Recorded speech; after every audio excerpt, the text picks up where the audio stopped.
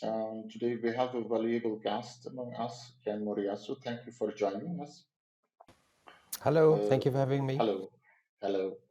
We will talk about your articles today about Turkey, and we'll speak about the geopolitical perspective and foreign policy of Turkey and the Turkey-US relations, where you have your experience. And I have pinned one of your latest articles above, when people are interested, can read it. And we would be happy if you wish to introduce yourself in short, Ken. Hello, I'm Ken Moriyasu. I'm a reporter for Nikkei Asia, which is the English language arm of the Japanese newspaper Nikkei. I've been with the paper for 27 years now. I currently am back in Tokyo as a diplomatic correspondent. Before this, I was in New York for 4 years as the US editor. And I've been I've been a correspondent in Washington and Cairo and Beijing in China and Dalian in China and most recently in New York. I used to cover Turkey when I was in Cairo, but in my last assignment in New York, I really deepened my interest in Turkey, and with my colleague Sinan in Istanbul, we've been writing a lot of stories on Turkey over the past 2 years. So that's a very short introduction. Thank you. Thank you very much for the introduction. We are honored to have you here, Ken. Actually, we have spoken before about this. There is an increasing interest for your articles in Turkey, especially, and I have seen also some translations and quotes about your news, and especially regarding the Turkish-Western relations. The last 10 years was the deteriorating relations regarding the Western Turkish foreign policy. Most of the time, there was a lack of understanding about the internal politics or the foreign policy approach or about the ideas of the administration here. So I think you are one of the rare persons who get most of the things right when you're making your assessments in your articles, and I find it really rich and interesting to read about. Um, I think we can move on with the latest article, what we were speaking actually, the location hard power underpin Turkey's geopolitical renaissance. And I have some questions about that, and other panelists will also ask regarding this article in the next one. And later, maybe if there is a time left and you have your time, we can maybe take also some people from the audience to ask questions about Turkey-US relations and your approach and view.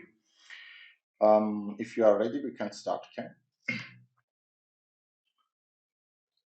So you mentioned in yes, please. No. Sorry, I'm ready now. Okay, okay. So the question about the article, the latest article, location hard power underpin Turkish geopolitical renaissance. When I read through this article, you were speaking about the Russian invasion of Ukraine and and its struggles on the battlefield, and that it changed, especially that is a view in the last time in the Western world about Turkey with a changing mind, because Turkey put itself into the center actually of this crisis, with its mediation, with the delivery of weapon systems. So regarding this, my question would be, do you think that the climate through the Ukraine crisis and Turkey's help towards Ukraine, including acting as a mediator, really changed the minds of the American society and intelligentsia and authorities? Because, in contrary to Europe, there is slowly serious euphoria regarding Turkey, and the US gives, as I see, still some mixed opinions about the relations.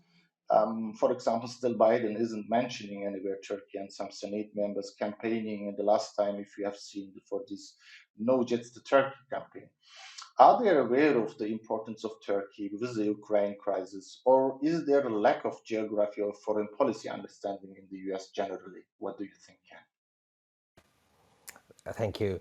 It's a very good question, very interesting topic. I think there is various players in the Biden administration, those who understand the importance of Turkey and those who do not.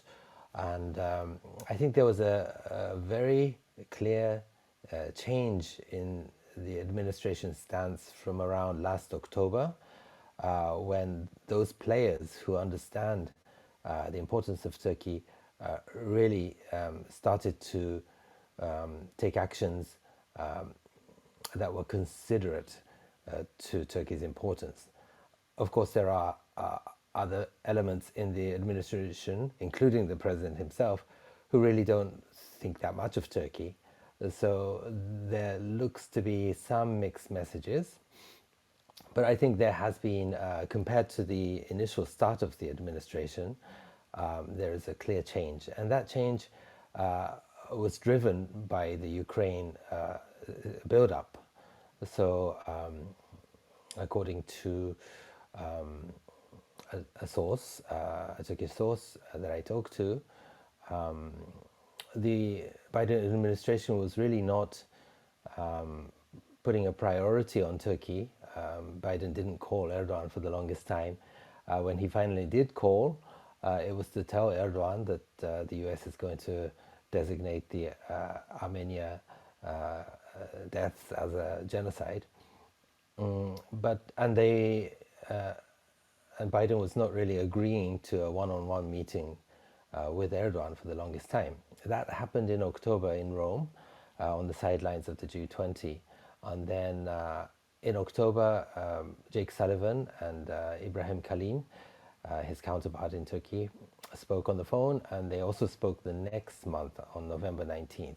So around here, especially Jake Sullivan and Victoria Nuland in the State Department, the Undersecretary, those two figures really understood that Turkey will be crucial, as they saw the Russian build-up on the borders of Ukraine, that Turkey has intelligence because of its proximity to Ukraine, and of course its historic ties and all the human connections it has on the ground in Ukraine, and also the fact that Turkey had sold drones to Ukraine, and the White House understood that these drones were a concern of Russia. So it was one of the few leverages that the Western side had.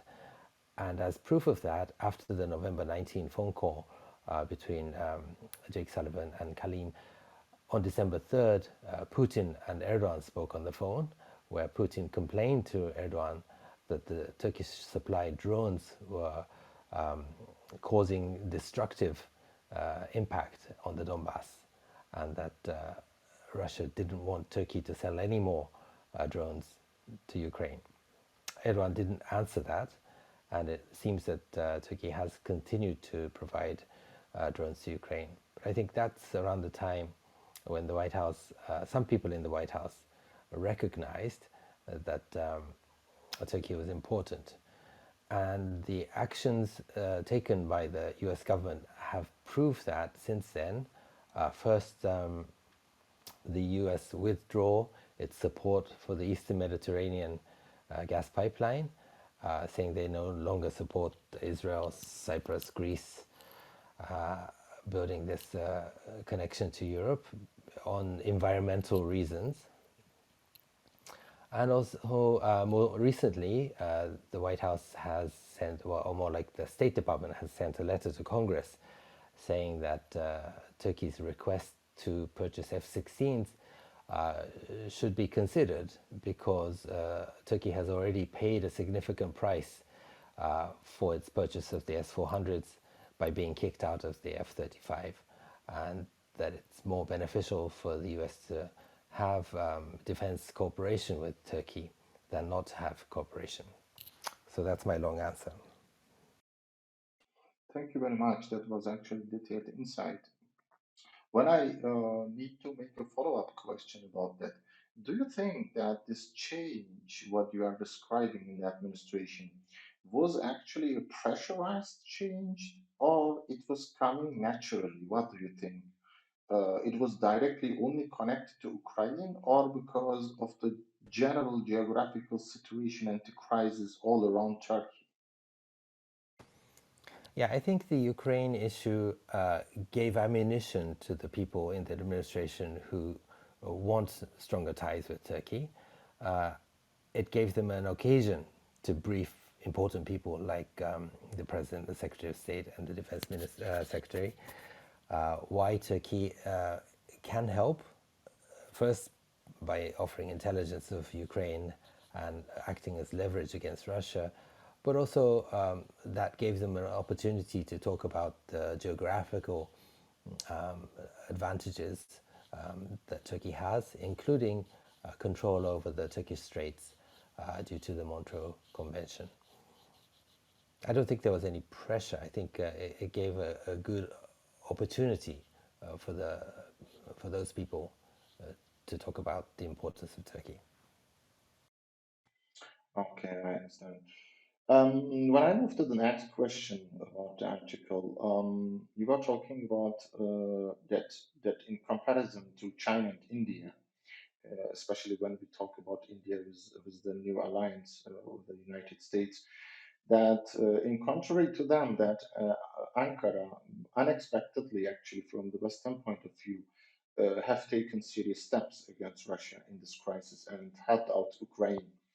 How we should see it then, actually, that some at least of the lawmakers are emphasizing some kind of a waiver in CAATSA for India, a non-NATO member, but still are so inclined to continue the CAATSA regulations against Turkey.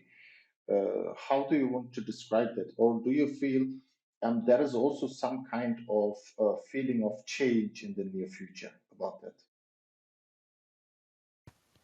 So in the last article Sinan and I wrote, we focused on why China and India have been criticized for being on the fence on Ukraine, but Turkey hasn't. This was very interesting for me because although Turkey has taken a very clear stance in supporting Ukraine and opposing Russia regarding the invasion, while they do so verbally, in terms of actions, Turkey really hasn't done much. And its stance is very similar to China and India because they haven't taken part in the sanctions. They've allowed the Russian oligarchs to park their very expensive yachts on the Turkish harbors. And also, I hear that there's a huge influx of Russian rich people searching for houses in Istanbul. And that's better proof than anything that these Russian people trust their life savings with Turkey because they believe that Turkey will not abandon them. So basically, Turkey hasn't really taken any actions that will permanently damage its relations with Russia. So our interest was how come China and India have been criticized, and they have been criticized. Nikkei Asia has been writing many stories how China is probably really unable to take a stance because of the Putin visit on February 4th to Beijing, and how Xi Jinping had promised, perhaps prematurely, to oppose NATO expansion into the east, and that Russia-China cooperation has no limits. Probably that was a failure, and Nikkei Asia has been writing that that has been a total failure on part of Xi's diplomacy. And of course, in Washington, there's huge disappointment towards India. Being a member of the Quad, it has been very cautious of alienating Russia, and the other members of the Quad, Washington, Tokyo, and Canberra, have been clearly disappointed, and they're trying to convince India to come on their side. That kind of diplomatic disappointment or pressuring has not happened with Turkey. Nobody is criticizing Turkey for being on the fences.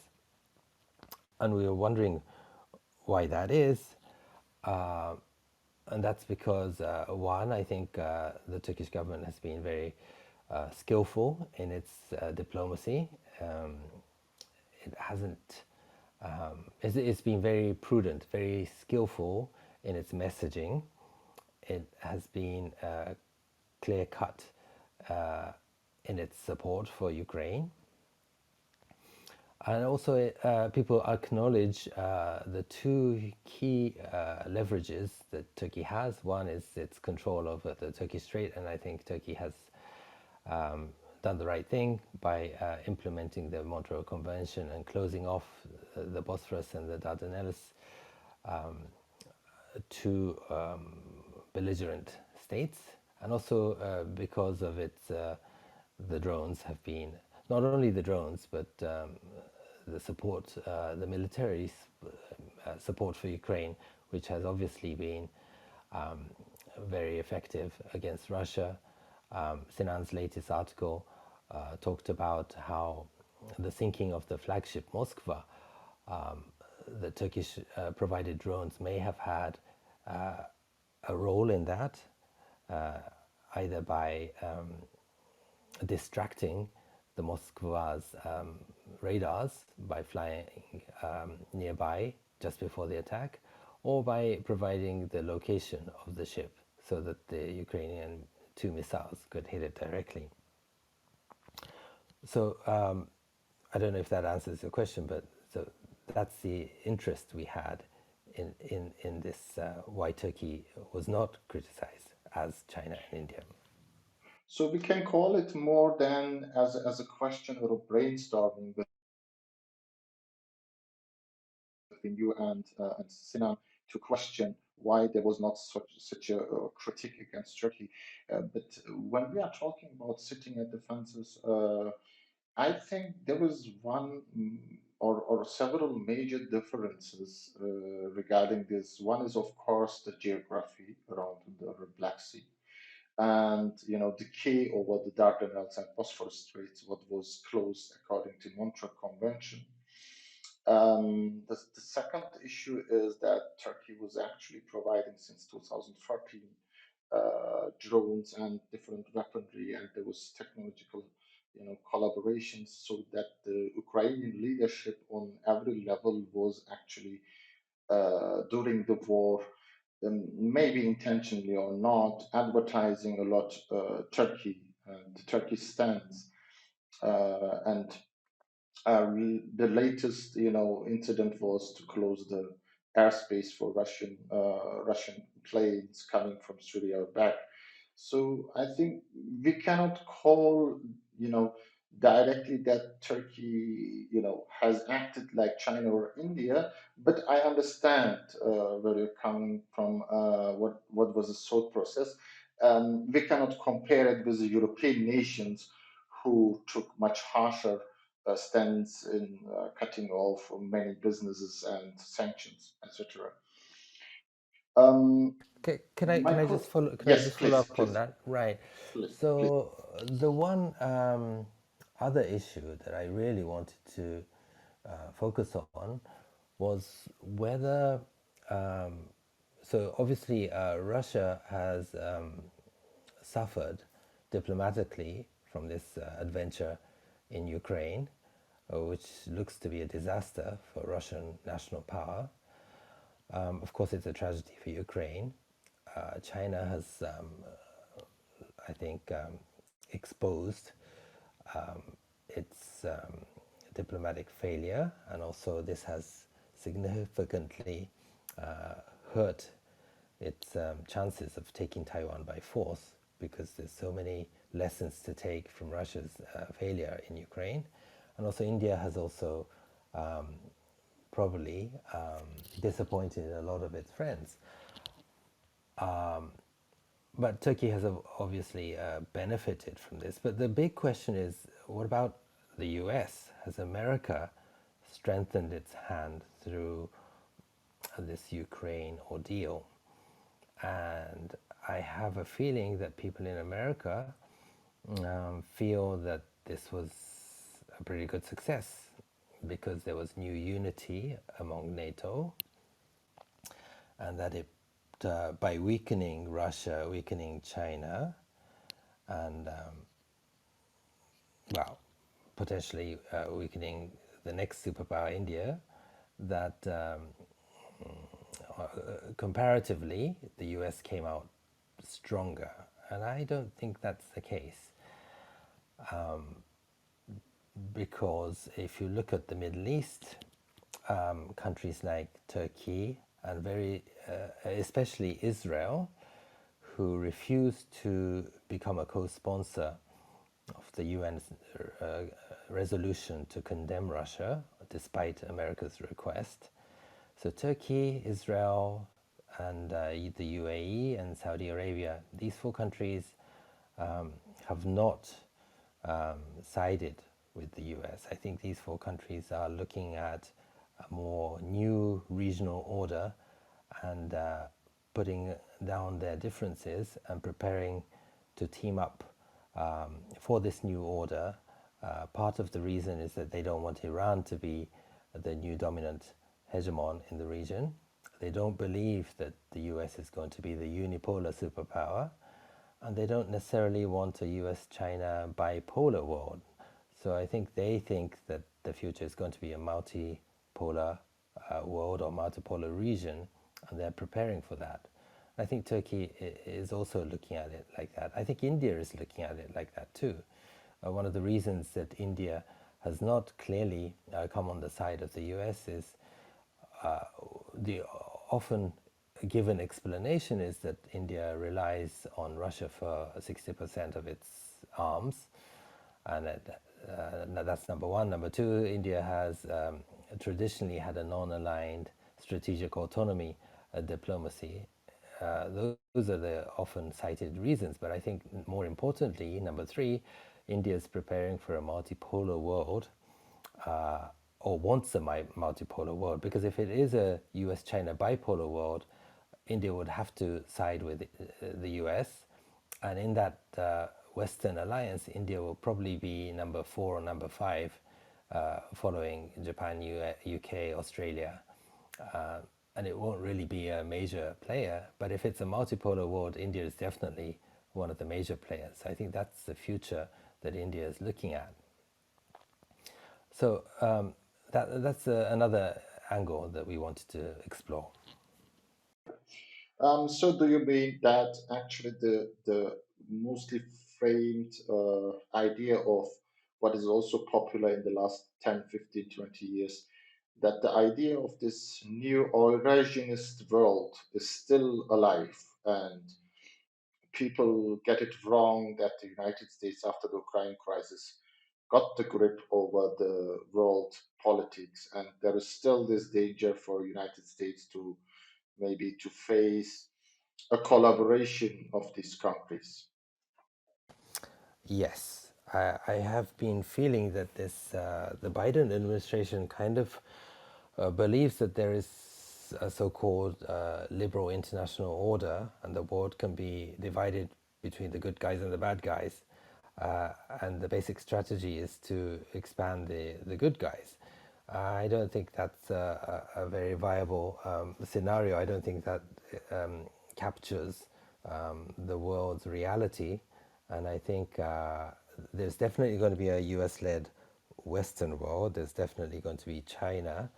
But I also think that there's going to be a third pole or third pillar of countries which don't want to take sides, and also, like Erdogan says, that believes that the current UN Security Council is unfair, that the fact that these 5 countries, permanent members, have a veto and can block everything isn't a fair world.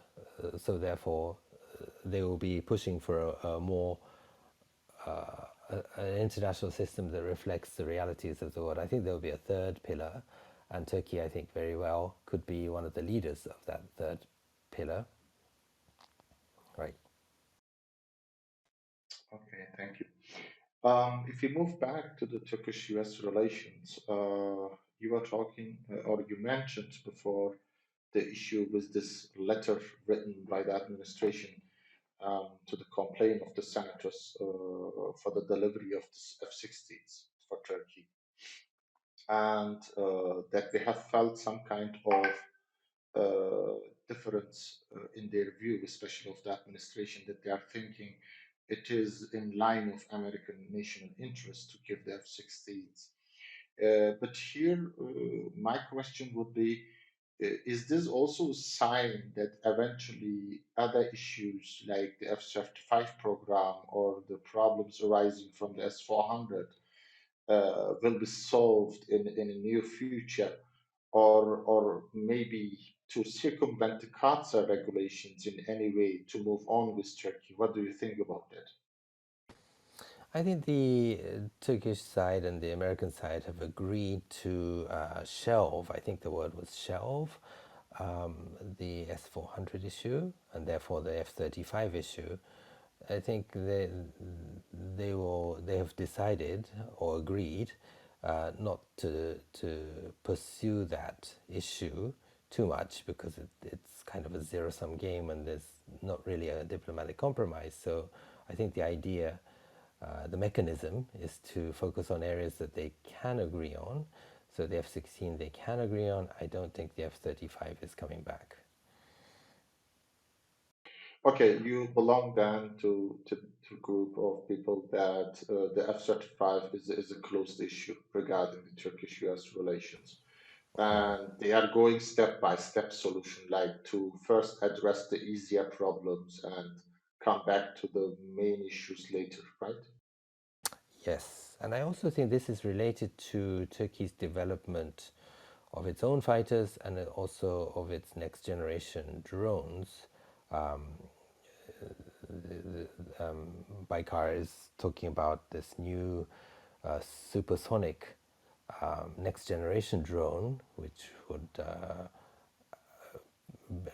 they say, that will replace the fifth generation fighter. So if that really becomes real, then they won't need the F-35s, I think, and they'll be cheaper for Turkey. So I think that it's related to the development of their own drone capability as well.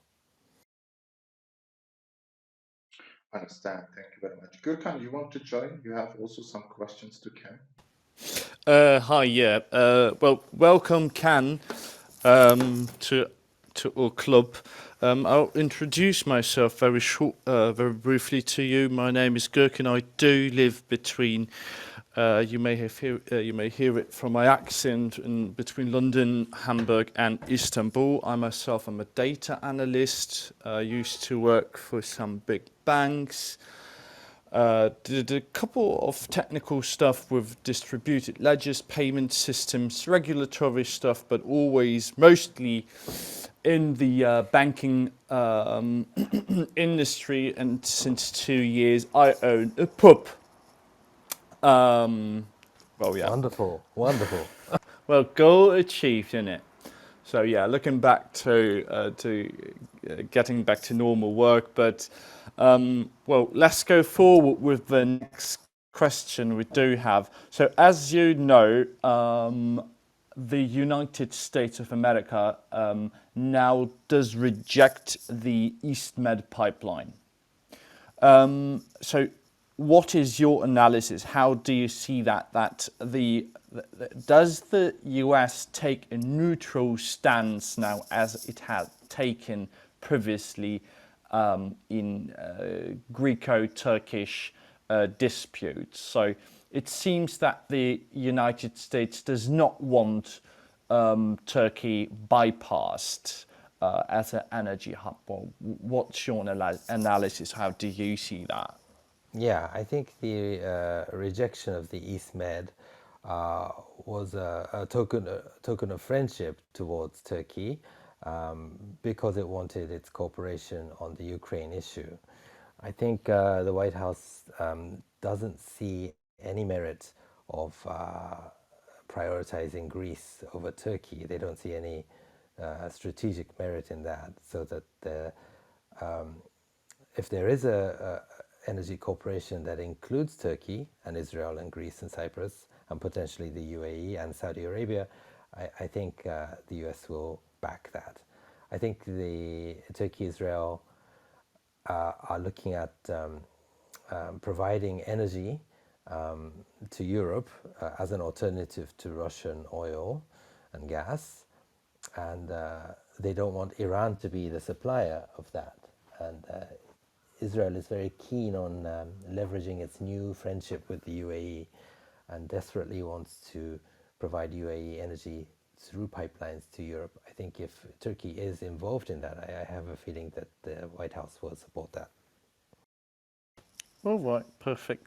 So we'll come back to this topic of energy transformation, which is, by the way, one thing I'm doing consulting for.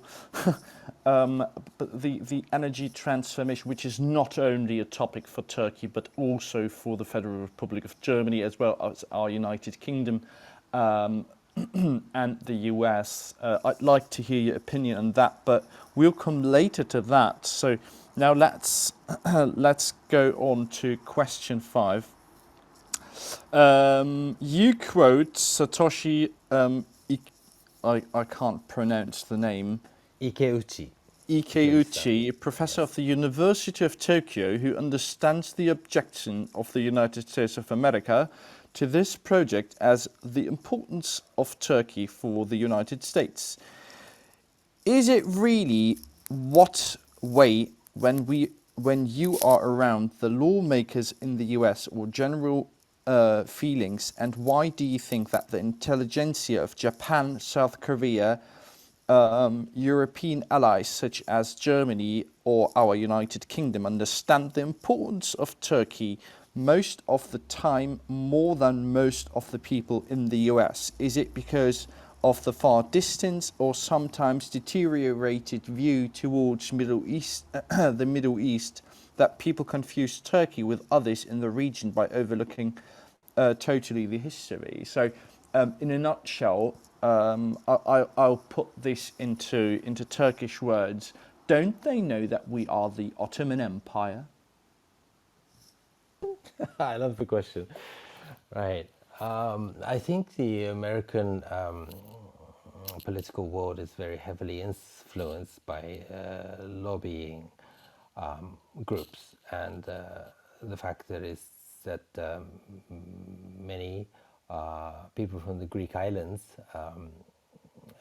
when they left the islands, they ended up in America, and they have a outsized influence on the public debate. I think that's one of the reasons. And two, especially in this Biden administration, there's a tendency, like I said, to categorize the world into democracies and autocracies. And if you're the more democratic you are, the more Western you are, and therefore the better you are. And because of the rule of law and the pressure on journalism in Turkey, that has led to a feeling that probably Turkey is not on our side. I don't think this is the best barometer of strategic importance. I much prefer Samuel Huntington's analysis of geography and power and ambition and economy and population. Those factors are much more important than having completely aligned values. Right, that is what I would say. Thanks. Well, let me dig in a little bit more into this question. I know that this is not in the schedule, but it's a very interesting point. So if we go back a little bit in history, the 2003 invasion of Iraq, or even the 1991 intervention in Kuwait, basically destabilizing Iraq and dethroning Saddam Hussein, who was a dictator, as we all know, yes, but opening the doors for the influence of the Islamic Republic of Iran. Do you think that the United States administration, that the government has had this knowledge? Did they know that they would open the doors for Iran in a Shia majority country like Iraq if Saddam Hussein is toppled? So did they do wrong calculations on that, or was that I don't know how to put it, but was that just bad politics, or how do you what's your opinion on that? Yeah, I went to Washington in 2003. This was, arrived in Washington on March the 1st in 2003.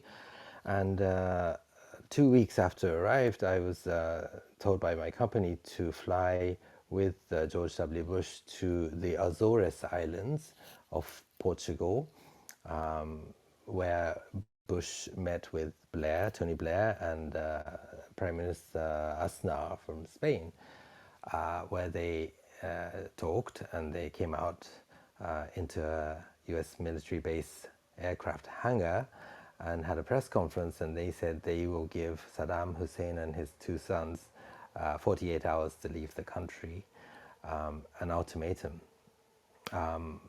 or else they would start an invasion.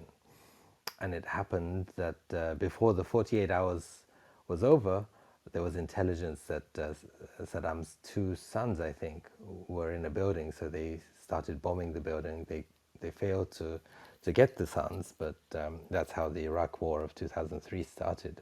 I think it was a reaction to 9/11. They had to take action. I don't think it was there was a calculation of how that would turn out. I think there was impact the region. Yeah, impact the region. I think there was the belief among the neocons that really dominated the Bush administration that a liberation of Iraq would be welcomed by the local people, and that if Iraq became a democracy, then one by one that domino effect would spread throughout the Middle East, and one by one these democratized nations would recognize Israel, and there would be peace in the region. They believed that, especially Bush believed, he believed in Natan Sharansky's logic. He's an Israeli novelist, that democracies don't fight each other. So one more democracy in the region would be one more step towards peace. I think that's the thinking behind their logic.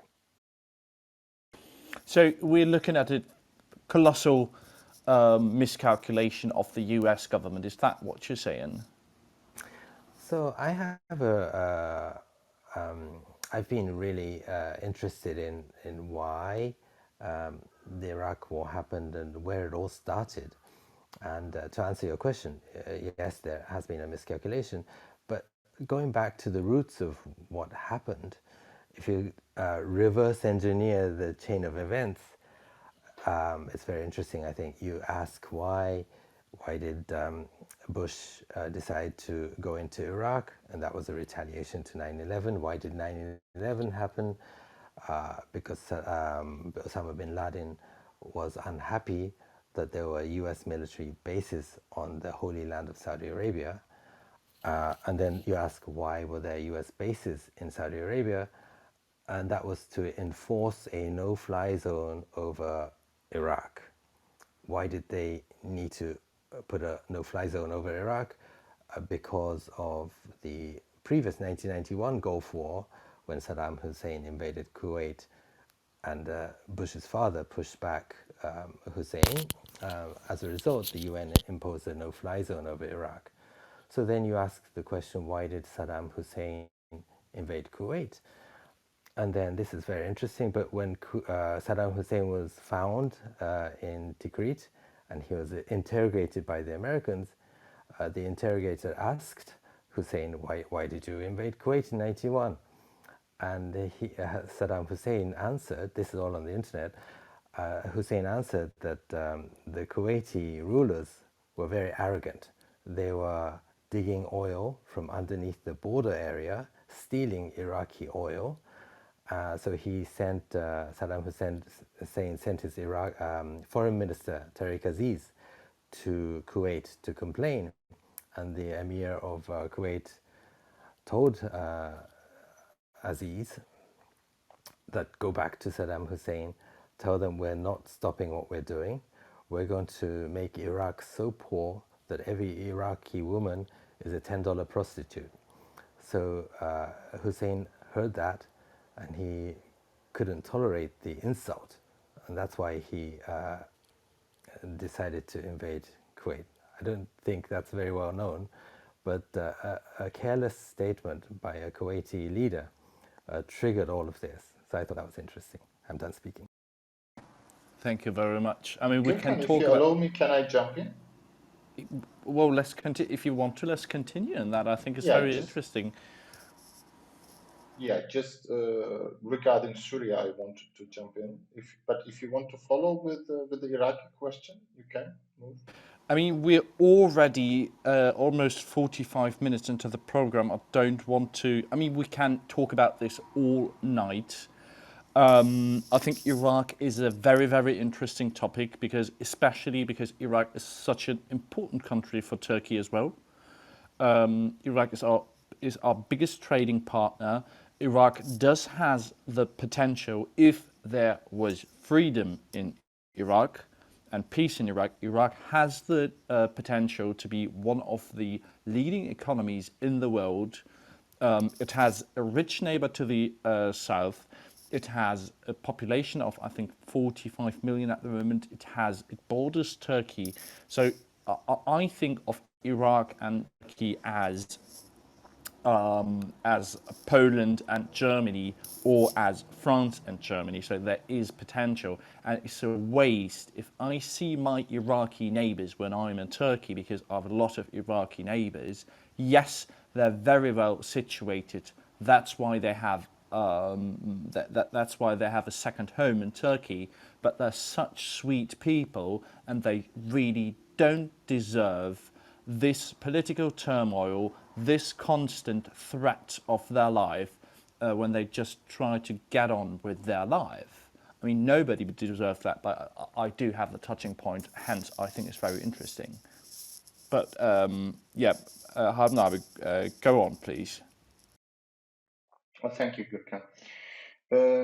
Yes, I agree. The situation with Iraq is actually an important subject also for Turkey, especially in future.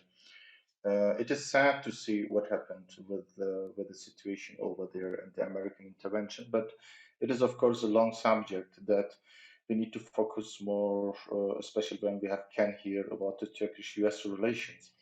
So regarding that, I have a question, Ken. I remember that I have asked you actually here in our France channel Politics 101 from John, as I remember to you. But when you are here one by one, I really wanted to know the detailed answer and opinion of yours, especially there are a number of problems in the relations of Turkey and the United States. That's not a secret actually.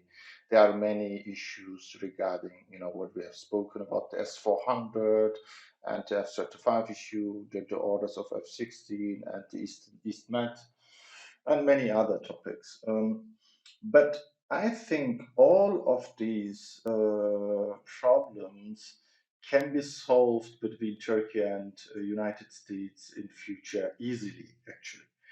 But the major problem between Turkey and US, or better to say, irrespective of any political leaning in Turkey, irrespective that a government changes in Turkey, the view of Turkey to the PKK in Iraq and their sister affiliations, YPG in Syria, what was armed from tip to toe from the United States to, with the intent, what they are calling to fight against ISIS.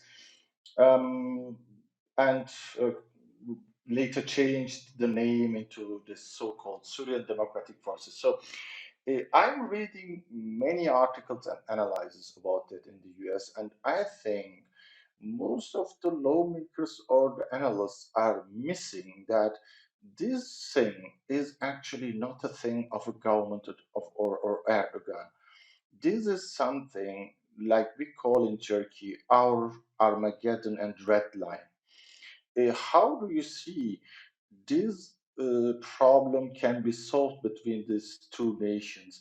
Because I remember back in 2015, there were some joint meetings and they were talking about patrols and one day to disarm this group. But I see that the whole idea about this is missed in the United States, and they are calling it repeatedly as their allies or labeling them as Kurdish allies. And the ironic part is I'm Kurdish too. So I have never heard that we have any sympathy for them. So what do you think about that issue? How we can solve it, or you see any changes in near future about the situation in Syria? Can I quickly add something to that before you start, Ken? Yeah, please. Does Turkey have a problem by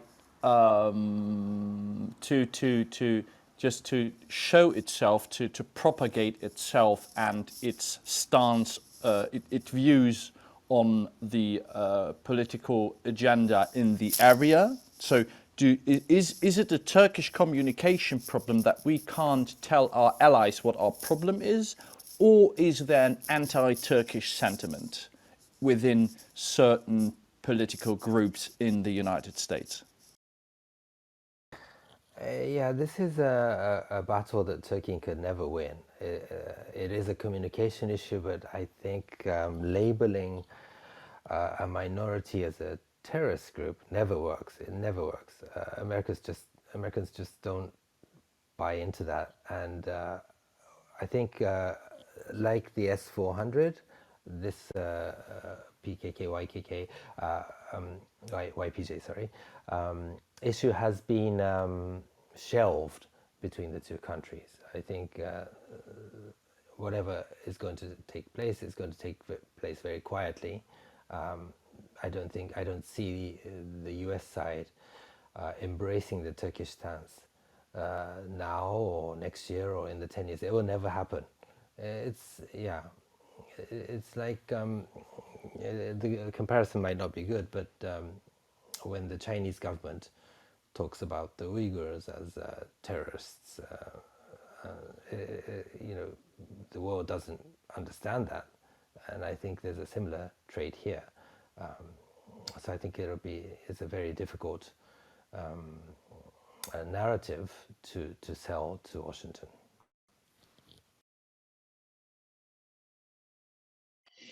So just to correct the thing here, if you talk, of course, about the Kurds specifically, they are with us the nation building. Actually, we don't see, actually I don't see them as any minority in Turkey. We created the state together, and I think the whole rights and regarding these rights is something different. But when we talk about especially PKK and what is also designated from the United States as a terror organization, and as Ashton Carter was speaking them in 2015 openly to the Senate hearing, that actually the YPG is also directly affiliation of it. So I think at least the administration and some senators close to this issue, they know very well what it is about. But I understand, of course, when these kind of things are generalized to get an understanding on the other side. Um, but I think, is there anything to add, Ken, or should we move then to the next question? Yeah, I don't have anything to add. I really don't. I'm not really knowledgeable about this topic, so I'm not very comfortable talking about it because I just don't know. But my gut feeling is that I don't think American people in Washington know about it much. Right. Okay, get it. Thank you. I think I want to move to the next article. What was written before by you, making Turkey great again. I have pinned it, and people interested can read about it. It's an interesting article again. Making Turkey great again. Erdogan throws out the rule book. You are speaking there about different approaches of Erdogan and interesting viewpoint. There are some parts what I would address and ask you a question, especially um, uh, that for example, the relations about Erdogan and Trump. You was telling about this personal relations and that this changed during the Biden government. But I remember that especially Biden during his time with Obama was actually one of the guys, as I remember well, who was trying to some kind of saving the relations, the deteriorating relations over the Syrian issue. Um, do you think that was actually always his mindset about Erdogan government or Turkey in general, or this changed because of his experience in relations with Turkey during the Obama time? Why do you think this harsh shift has happened with Biden?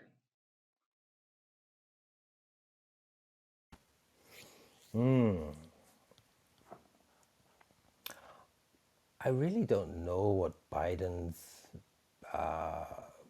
position on Turkey is. He was like designated to handle the Turkey file during the Obama administration. I don't know if his beliefs formulated then are influencing his current policies, partly because Turkey's strategy has changed dramatically since then. So I'm not quite sure we should make a connection here.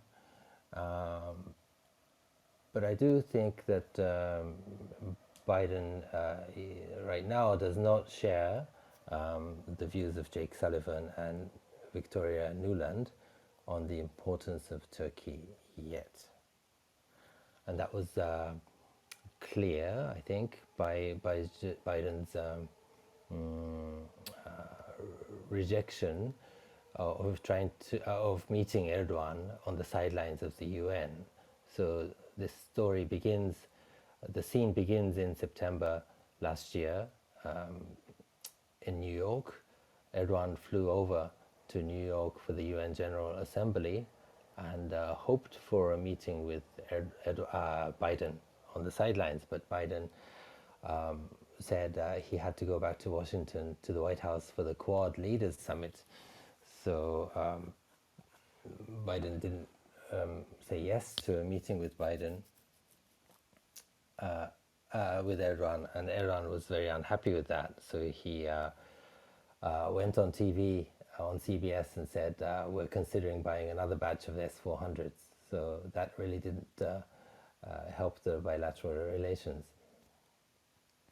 But just the anecdote of that New York visit, the Turkish government opened a skyscraper in front of the UN headquarters called the Turkey House or Turkevi to coincide with the UN General Assembly, and it's a 35-story building. Very intentionally, it's built higher than the UN headquarters, and more importantly, it's higher than the US mission next doors in the UN Plaza. So on the top floor of this building, there's a suite for Erdogan, and Erdogan wanted to stay in that suite for this visit, but the room wasn't ready. The room itself was ready, but the lower floors for his security detail and for the First Lady, the rooms were not ready, so they had to stay in a hotel. But Erdogan was in this building hoping to invite Biden for a meeting, but that didn't happen. because back then Biden really just didn't think of Turkey as a top priority. So that's a side note. So I don't know if I answered your question. Yes, as I have understood correctly, if not, you can jump in. That actually there is some kind of understanding of the importance inside of the administration, but that has not arrived in Biden's mind until yet, right? Yes, I think so. I think so. Okay, Because thank Biden, you. I think, is very much, although his foreign policy agenda talks about a shift to the Indo-Pacific, I think Biden himself is very much in the mindset of the transatlantic alliance, where UK, France, Germany are most important, and then he kind of agrees that the Indo-Pacific is the future, and he is proud of hosting the Quad, but I don't think he sees he's on board with the idea, like certain strategists like Elbridge Colby, who served in the Pentagon during the Trump years, who has said that America really has no business strengthening its presence in Europe and fending off Russia. Uh, America has to focus entirely on China. That's what Bridge Colby is saying. But I don't think Biden agrees with that at all. I think if you ask Biden what his true feelings are, I think that he wants to strengthen American presence so that Russia is checked, and then move on to China. I think that's the mentality. Okay, I understand. Um, you were writing in the same article about, or the phrase is Turkey under Erdogan is tired of, in its view, being taken for granted. Now this phrase, I must say, this is not only a government thing, but there is a shift in the Turkish society in the last 20, 30 years. What we have spoken before, and the questions evolve from Gürkan actually about the Iraq intervention, the Kuwait situation, and later the Syria intervention, and all the stuff around YPG, etc. So there is there is a growing distrust, and most of the time Turkey is actually listed as the front runner in polls with the largest anti-US sentiments.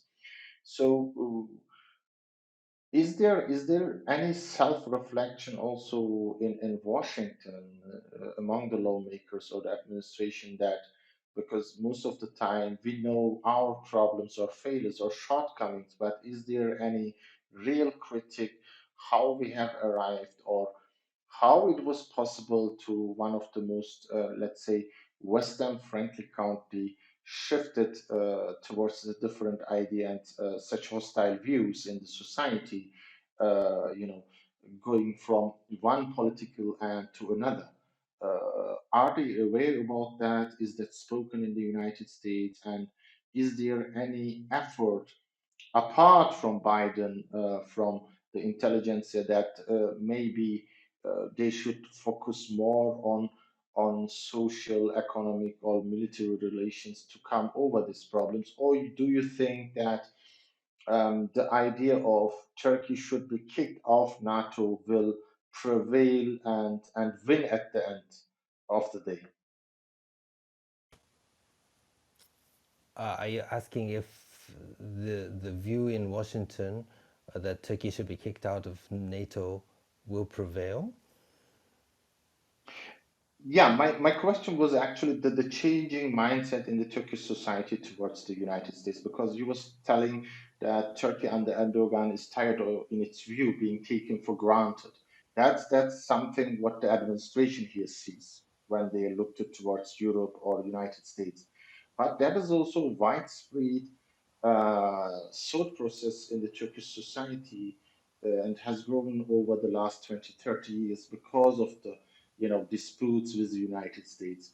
Is there also any self-reflection maybe in the United States, be it in the Senate, Congress, or on the administration side, that maybe there is an idea to change this course, or there are, for example, increasing ideas and I read these articles like the suggestions of that Turkey is not a real ally and should maybe excluded from NATO. Do you think that this people with this idea will win at the end, or we will um, come to the 0 point back and start something new maybe in future? Right. Okay. So I think the Europeans or the NATO alliance is much more advanced uh, in thinking about Turkey than America. Um, was it last year? NATO, the Secretary General, tasked a panel of advisors to come up with something called the NATO 2030 strategic vision. And in this document, a bipartisan, a multinational panel of advisors said that looking ahead, NATO's number one adversary right now is Russia, but in the future it's going to be China, and that has to be the top priority. And in addressing these new challenges, NATO has to focus on cohesion and unity. Therefore, rather than pointing out the differences with Turkey, NATO needs Turkey on board. So the NATO Secretary General in particular is under the belief that that should be the future path. And I think that is gradually going to spread, that those kind of views are going to spread in Washington as well. I don't think the voice is calling for Turkey to be kicked out of NATO will gain any momentum in the future, especially after what happened in Ukraine. I think NATO needs all its powers, and obviously NATO without Turkey would be very much weakened, and I think everybody is going to understand that.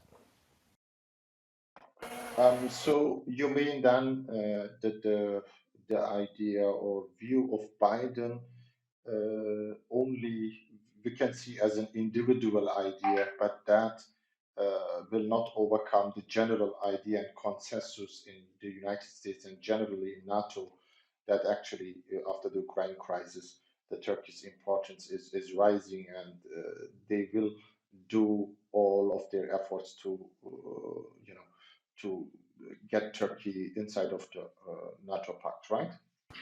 Yes, I think the Pentagon will be the next agency to call for the importance of Turkey. Like I said, Jake Sullivan, Newland, then I think it's going to be the Pentagon, and then gradually there will be elements of the Congress that will start talking about this rather than the other way around. Okay, thank you. Gürkan, you wanted to say something? Yeah, actually, I think this is this now the opportunity to ask a question. So, the Rand Corporation published a paper a few years ago, the economic integration of the Levant. So, basically, this concept has been put up by a few. Has been put up by Lebanese politicians, by Syrian, Turkey, all prior to the Syrian civil war. There were steps towards a banking union between Turkey, Lebanon, and Jordan. And yes, as I said, most importantly, the Rand Corporation wrote a paper in it, but including Iraq and Egypt.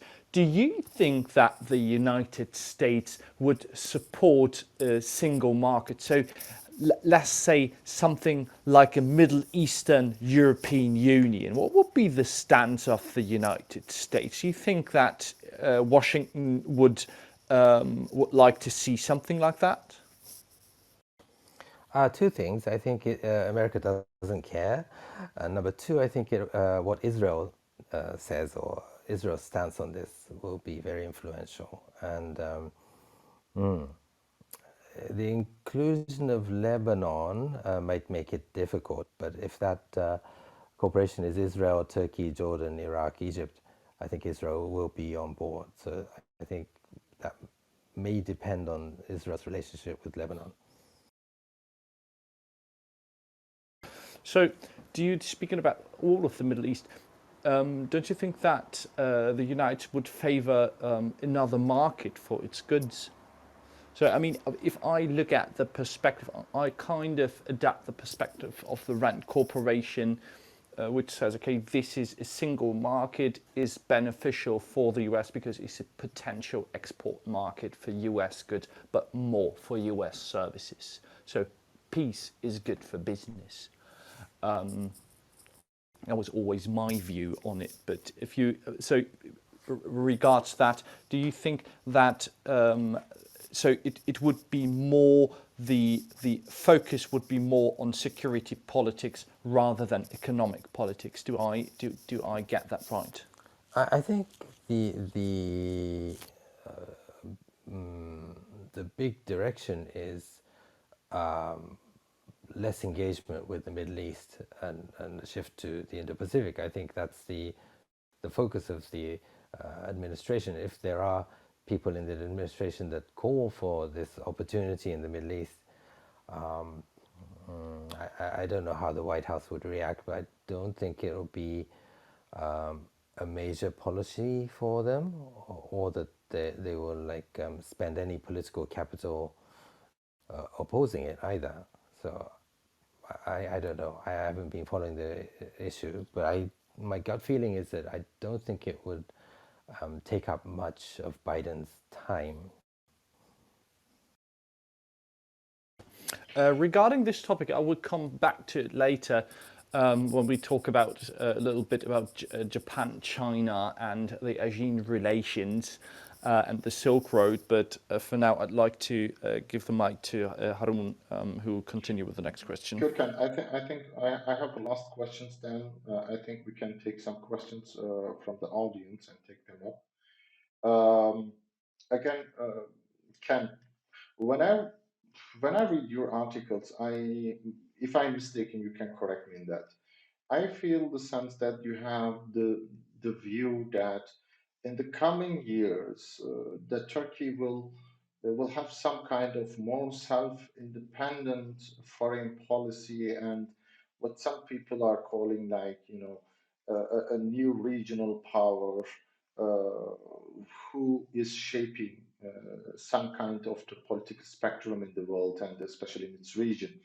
So my question here is, if you remember, there were some analysts like Judge Friedman or futurists like Professor Dr. David Pasik who were speaking for some 10 years ago that Turkey may be some kind of a very powerful regional power, superpower in the next 50 years.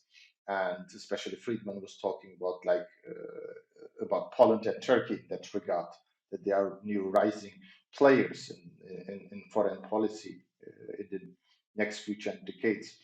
And he was even mentioning last time again about Turkey and Poland. Do you have the same kind of feeling regarding Turkish foreign policy and the visibility of Turkey again on the world stage? Or is it a more exaggerated idea? What do you think about that? Oh, definitely. I think Turkey will be a major player. Maybe perhaps number 4 or number 5 in terms of influence in the world. I think because of its geography, because of its under Erdogan, there is this political will or kind of confidence to take bold decisions in foreign policy, which many countries do not have. And that political will is backed by the fact that Erdogan has won, according to him, 15 consecutive elections, and that the turnout of Turkish elections is, I think, close to 90% and the highest in the world. the fact that no other regional leader has had so much, what's the word, political legitimacy, especially compared to his rivals Mohammed bin Salman in Saudi Arabia and Khamenei in Iran. Iran has a political mandate, which he is not shy of using. So I think that will, if Erdogan is still in power after 2023, it'll be really interesting, I think, to see where Turkey goes. And if Erdogan doesn't win in 2023, then it's also really interesting for a journalist like me to watch which direction Turkey goes, because the geography isn't going to change. The newfound hard power is probably not going to change. One big topic is whether Turkey will return to its foreign policy of pursuing no problems with neighbors, which I have a feeling that the opposition will try to go back to. There is a debate over whether that policy failed or succeeded. Some people would say that relations with Iran, Syria, Israel not only did not get better, they got worse under those policies, and that only after hard power was introduced, then these problems began to get solved. But also the reliance on hard power is also not very sustainable. For a really powerful relationship with neighbors, I think there has to be a strategic calculation on both sides. I think the previous Davutoglu era zero problems with neighbors policy was more focused on being nice to everybody. But I think what's happening right now with Israel is a very good example of how, when the strategic interests align and when the worldview of Turkey and Israel towards a multipolar region is aligned, then there is genuine cooperation with a hint of hard power in the back, in the shadows. I think that's the way forward. So it'll be interesting what if Iran doesn't succeed to win re-election, if the new government pursues that kind of leverage. Would be interesting to watch. Thank you very much for your detailed Ken. To the audience, if there are any questions, we can take now some questions if Ken is agreeing to that. Ilgın, you can send things. In the meanwhile, Özgün, you are back here. I would like to hear your opinion and questions to Ken. Okay. Okay. Thank you. Thank you, Mr. Harun. By the way, Ken, you have the right person right now. Özgün is a member of the main opposition party, CHP, in Istanbul municipality. So maybe he can give also a view of Yes. what will happen if Erdogan is not elected. Yeah, but it's another room's topic, as you know. Okay, Mr. Moriyasu, welcome again. And Thank I you. want to ask you some. Actually, it's a fresh topic, but it's also an old topic. European Union membership of Turkey, and I can ask that the current government took an important road for EU membership, and we started negotiations and official negotiations. But after 2009, 2010, this road changed. But still, European Union membership goal is an active goal for Turkey. So when you compare with today and past political environment, how you see the Turkey's position for European membership, and what do you think about the generally Turkey's European Union membership as full member? And do you see it's possible in current current years, but it's the impossible mission like most of the people think. Thank you.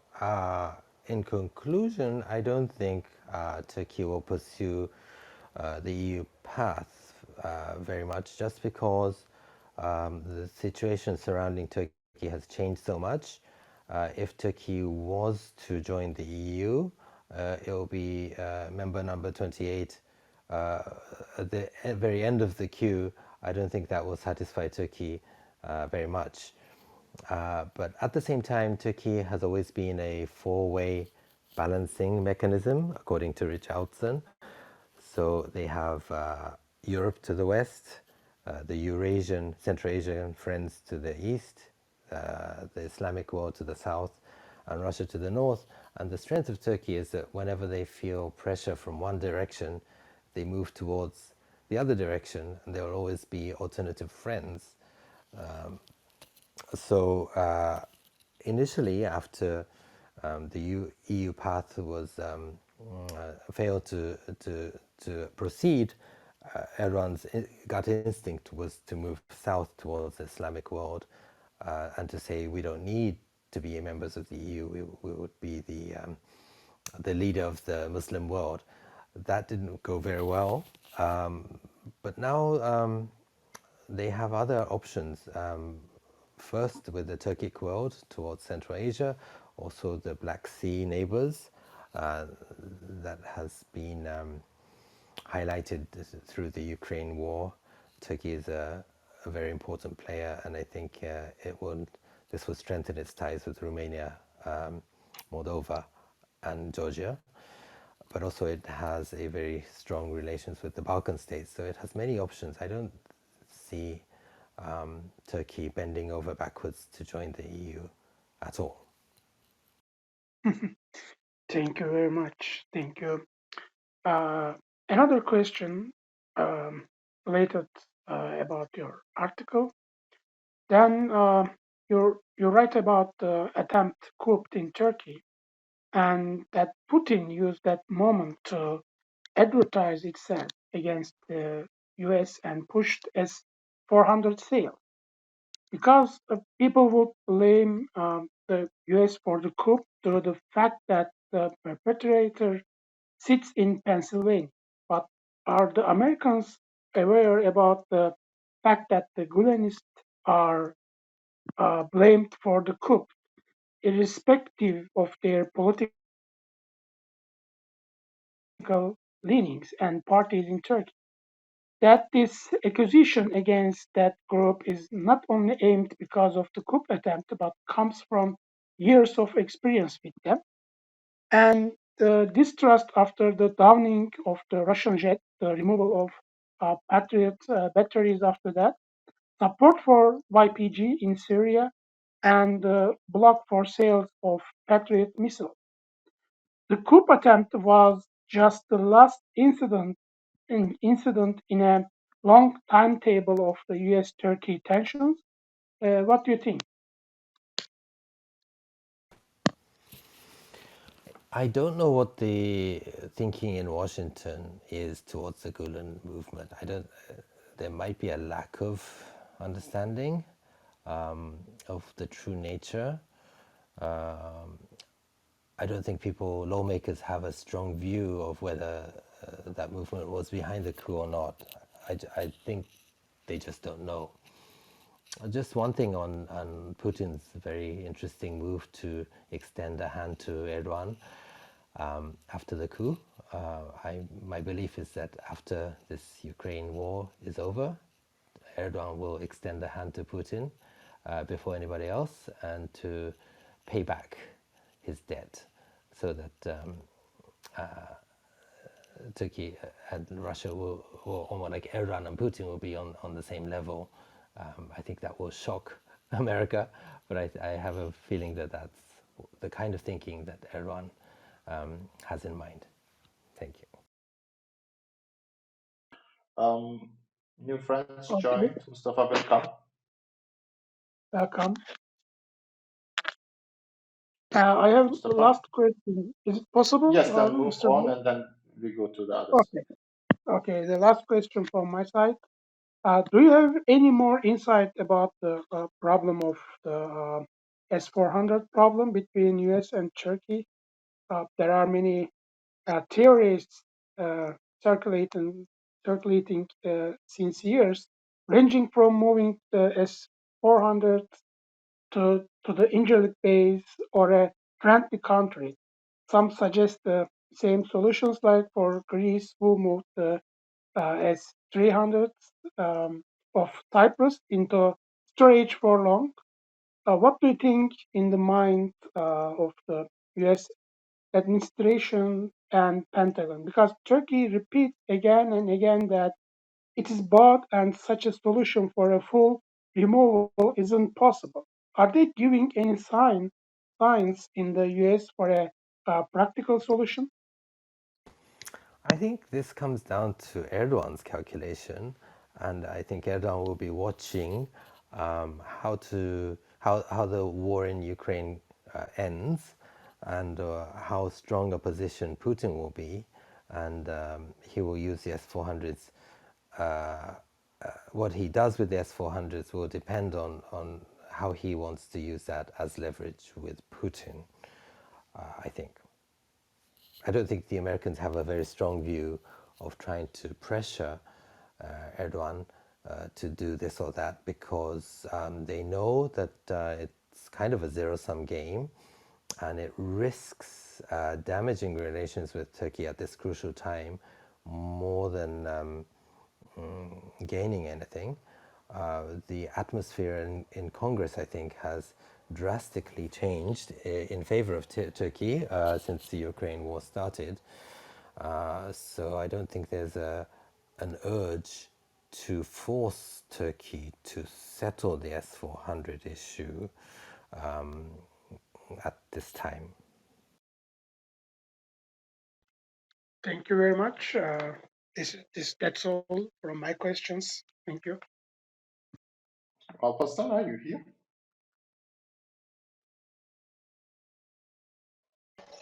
Yes, greetings to everybody. Thank you for inviting Mr. Ken. I'm really glad to see him and all the questions asked and his responses. I'm taking very much use of it. Do you have any specific questions, Alparslan? Yes, please. I'm sorry, I'm actually at work, so I was on and off. Mr. Ken, would like to welcome you again. Thank you for joining us today to our club. Um, I had a question, and this might have been asked before, so I would like to apologize beforehand. So regarding the Syria case, we've seen that there is basically differing opinions about the YPG, which Turkey rightfully claims that it is affiliated with the terrorist organization known as PKK. So Turkey basically sees the YPG as um, a new branded name. However, on the American side, we see that still every year the Congress and the president sign, and there are hundreds of millions of dollars in aid, logistical support. So before getting too much into it, I would just like to ask you, what is your opinion on how sustainable is this politics between Turkey and the United States regarding the YPG? Do you think this has many different connections? Because we see that in Ukraine, the West, the European Union, and America supports Turkey's position, and they like they would like actually Turkey to be more involved. But in terms of Syria, there's just do you see a peace or some sort of agreement between the United States and Turkey in the short term in Syria? Thank you. I don't really have an answer to this. I don't think the American Congress um, sees much interest in. I don't feel any motivation on the part of Congress to seek a compromise or a settlement on the Syria issue. I think they see it as a domestic issue of Turkey. I don't see any efforts to try to settle this issue. I'm sorry, it's not a very clear-cut answer, but I don't see any movement. So we can Thank say then it is some kind of a frozen problem right now, and maybe it will Yes. addressed in future again. Yeah, so the YPG and the S-400s, both of them have been shelved, frozen, is my understanding. Okay. Back to what you have mentioned about there is a change in the view about Turkey recently after the Ukraine crisis among the lawmakers in the United States. Do you think this kind of change would be also helpful to get some of the lawmakers on the board who are generally in their entire time of serving critical about Turkey, like let's say Bob Menendez and some others who are mostly vocal and critical about Turkey. Do you think they will get also on the board in the near time, especially regarding also the defense relations, regarding the F-16s and many other issues? What do you think about that? I think in the midterm elections coming up, there will be a change in majority. So there will be a new chairman of the Senate Foreign Relations Committee, I think. So we'll have to see what happens there. And also, I think Bob Menendez will be influenced by Biden. If Biden takes a more clear-cut policy of being considerate to Turkey, I think that will influence Menendez as well. Okay, you see it more positively in the near future, as I've understood. I Gürkan? I don't see Bob Menendez having the ability to block this big wave of change that's happening in From the the region. law perspective, or you mean because of the view right now inside of the Senate? Because of the trend in the Senate, I don't think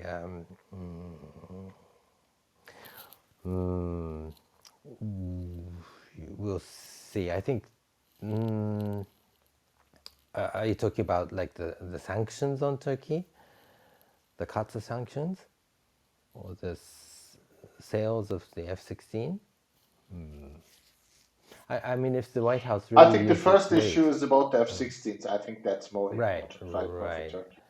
right. I think at the end of the day, the president, if he really put his weight behind it, he can push it through. I think. The reversing the F-35 decision would be very difficult because it really the White House will struggle to come up with a narrative to do that. But the narrative for the F-16 is that Turkey has already paid a price over the F-35. Therefore, the F-16, why don't we compromise on this? I think that's the logic. I don't see any logic of the White House and the Congress saying, well, maybe the F-35 should go through because Turkey is important. I don't see that narrative winning the battle. Okay, Gürkan, you wanted to add something? Well, actually, I'd like to move on to China, to a little bit more to macro perspective, if we're very much done with the Middle East and Turkish stuff. Yes, you can move on. Yes, sounds good. All right. So, if I take a look from the macro perspective, of course, from Turkey, so we do have a problem. So, and I'd like to vocalize it. So, how do we increase the per capita income sixfold? So, that's our problem to solve. And now I'll take look at the macro perspective at the world, I do see a giant communist country that is basically shifting the economic balance from the Atlantic towards the Pacific. Now there is a rivalry between China and Japan. There is a rivalry between the European Union and China, even if it's not that big. And of course, there is a rivalry between the world's leading nation, the United States and China. And now is the question, where do we fit in as Turkey and the Middle East? So of course we do, I already said we do have our plans. It's either way. Özgün said it can be the European Union. Another proposal is the economic integration of the Levant, so a bigger common market. But this plays, if you try to create bigger economical zones, this has an impact, a macroeconomical impact. And of course, this is how do we, if I view it from the US perspective, can only be how can we minimize the economic might or the power trajectory of China towards the Middle East. So to bring this all together, I do think I have a stance on this that the United Kingdom, Japan, and the Gulf states as well as Turkey, so the Middle East, not the Greater Middle East, so the Middle East will transform somehow. So viewing the European Union as a settled market, as a settled common market, there is potential to create new single markets. And this of course has, if we now see the world divided between the West and the East, or better saying, between Russia and its sphere of influence and the United States and its allies, how does Turkey fit in? What is Japan's role between this? If we focus it on the axis of Moscow and Beijing on the one side, and the adversaries Tokyo, Ankara. Ankara is, of course, I don't like to use the word, but Ankara and its hinterland in the Middle East, Riyadh as another power base, the European Union, which is very passive. I think it's more passive than its US ally wants. London, of course, as a major global power, and last but not least, Washington.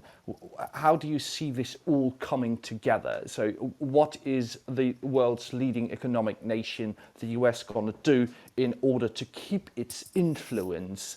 How will the US be acting towards Asia Pacific, especially to Japan, South Korea, keeping in mind that there is a nuclear threat from North Korea, and of course minimizing the economic the economic impact of the new Silk Road towards the Middle East. I know there's a lot of stuff to cover, but if you could, this very macro topic, macroeconomic topic, if you could view this also from a security perspective of Asia Pacific and of course of Japan.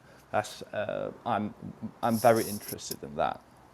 Right, thank you. Very interesting question. I think there's going to be a decoupling of the world. This is because there is a belief in the Pentagon that the future war, a potential war between the US and China, will be very digital and cyber, and it will be about taking down each other's satellites. So they don't want, the American side doesn't want any Chinese chips to be embedded in the American system. So the sanctions on Huawei and ZTE are going to continue, and I think America is going to try to convince allies like Japan and South Korea to establish to de-Chinify their infrastructure. And I think as a result of that, there's going to be a supply chain realignment. Countries around the world will have a supply chain in China for the China market, but they will also try to establish a new supply chain for the non-China market that won't be disrupted in future US-China conflicts. And they will be looking for alternative manufacturing sites that are closer to the markets. And Turkey, of course, once again, due to its geography, is in a very advantageous position to be the recipient of such realignment. India, of course, is going to be the huge rival to Turkey to try to attract those investments. From the perspective of Japanese companies and many multinational companies, but especially the Japanese companies, have had a terrible experience with Myanmar, because when Myanmar became democratic a few years ago, there was a flood of investment from Japan.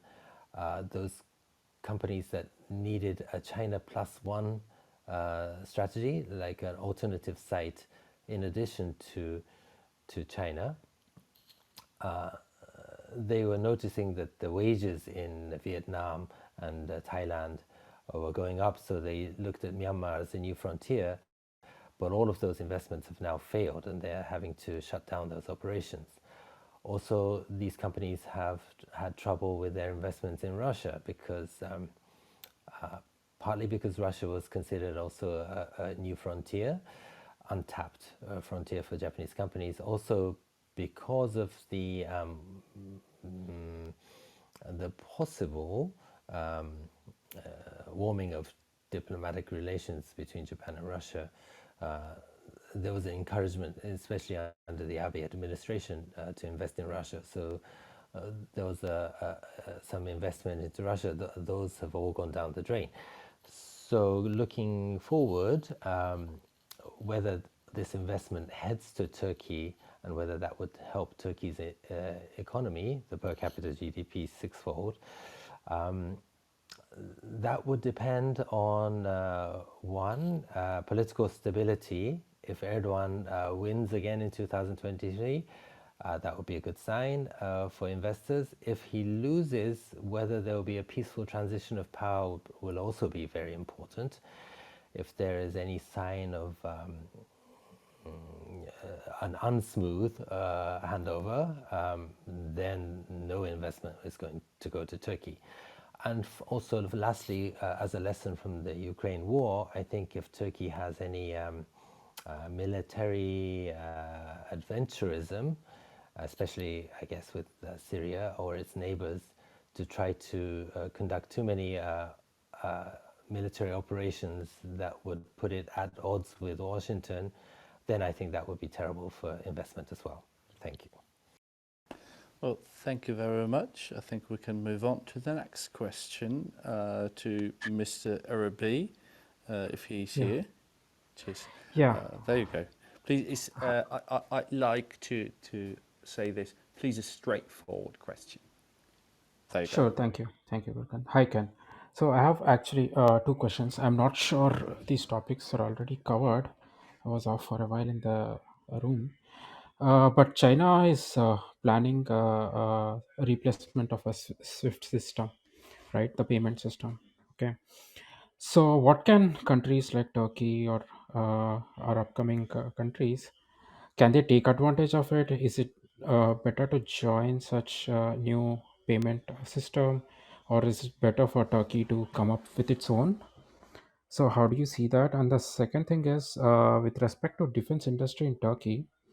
So what's the volume or the numbers with Turkey and Japan? And do you see with the increasing defense industry in Turkey to collaborate more on the defense industry from Japan?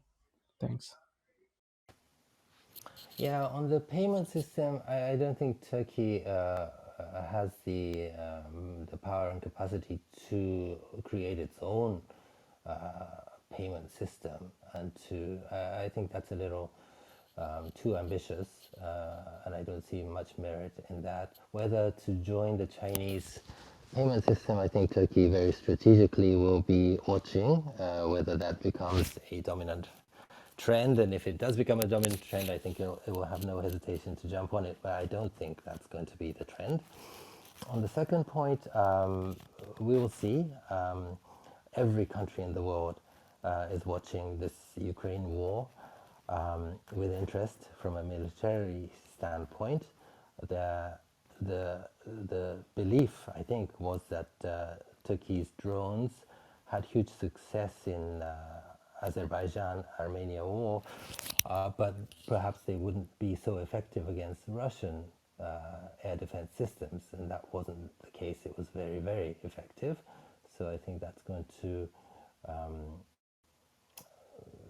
only increase interest in acquiring these drones, because they are a proven weapon, and that they are much cheaper than buying the F-35, for instance. And the Baykar is very interested in pitching their drones for Japan's de facto carrier, the Izumo class helicopter carriers.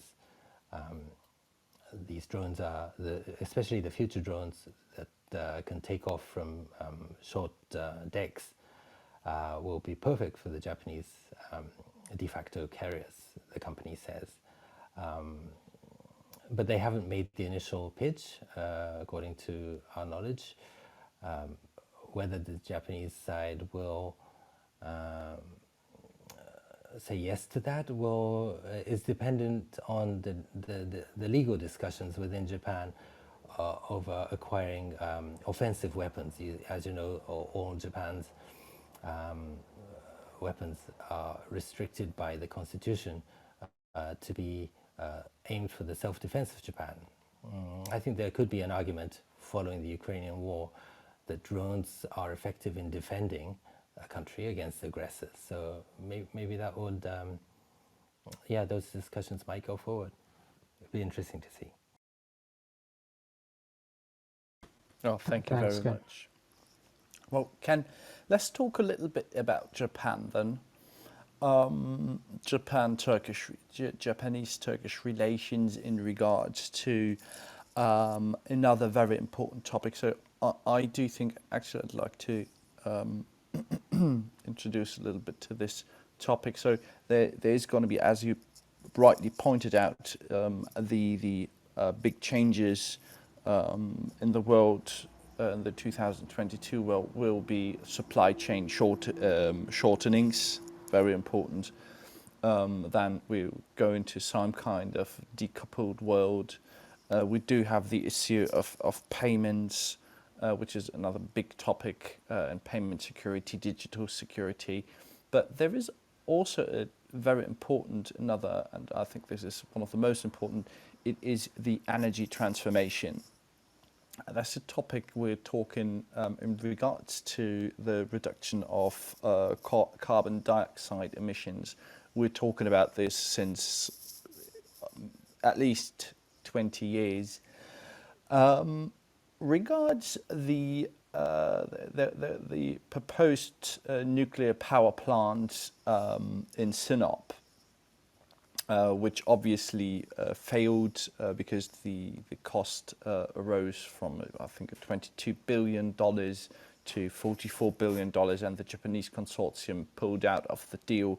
What do you think the relations between Japan and Turkey? Will there be, for example, a technology transfer in the field of nuclear power?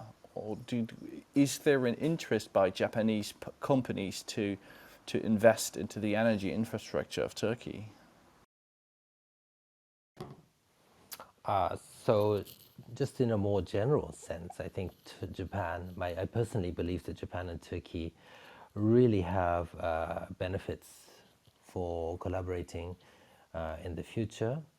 my belief is that the current Quad of the US, Japan, India, and Australia really doesn't share the interests, especially with India having its top priority having 8% economic growth.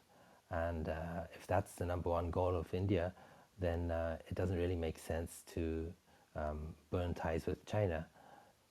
The de facto alliance with America and Japan and Australia is not going to bring India 8% economic growth.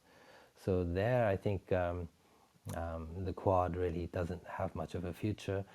Whereas I think if I could choose 4 countries to form a new Quad, I would suggest the UK, Turkey, Japan, and Australia, because I think these are very strategically minded